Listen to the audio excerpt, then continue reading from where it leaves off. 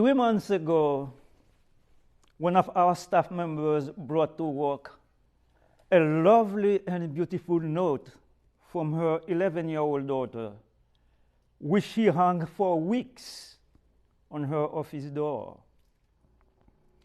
"I love you, Mommy," she wrote. "Have a good day at work." She handed the note to her mother right before she got on the school bus. You know, that simple but meaningful phrase captures the very essence of the child's great love for her mother and vice versa. Let's face it, this kind of genuine love can only flow from God Himself, who is the source of all that is good, the source of all goodness. In today's gospel, Jesus commands us to love one another. Saint Matthias, whose feast we celebrate today, took this teaching to heart and lived it in a spirit of loving service toward his fellow women and men. He loved Jesus and followed him since his baptism. Having been an eyewitness to his resurrection and ascension into glory, Saint Matthias was chosen as an apostle to bring the joyful news of a world redeemed by divine friendship, redeemed by divine grace. God's infinite love for humanity, my friends, is still at work today. God cannot change.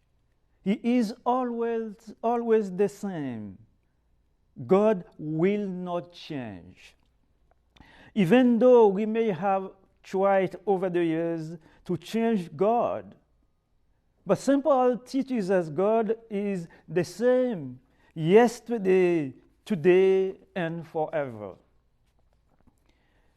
You know, the story about the little girl I just mentioned echoes the thinking of one of the great thinkers of the Catholic Church, St. Augustine of Hippo, the doctor of the Church.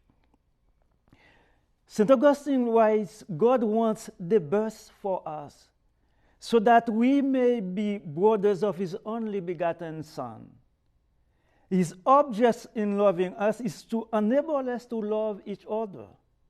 By loving us, He Himself has linked us all together as members of His own body, bound to one another by the tender bond of love and charity." My friends, you know, God's disappointment today is our broken brotherhood. For we have never fully striven, forgetting self, to love the other man, to love the other woman.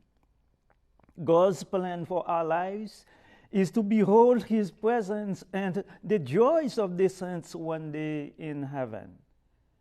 And so we are compelled as Catholics, as Christians, to help other people to know and to love God and to desire what we eagerly desire, which means a share in God's divine life one day in heaven. In your daily prayer, in our daily prayer, ask our Blessed Mother Mary to direct us toward salvation through Christ's life-giving words, as we struggle every day to roll back the stone that closes our hearts off to God and to one another.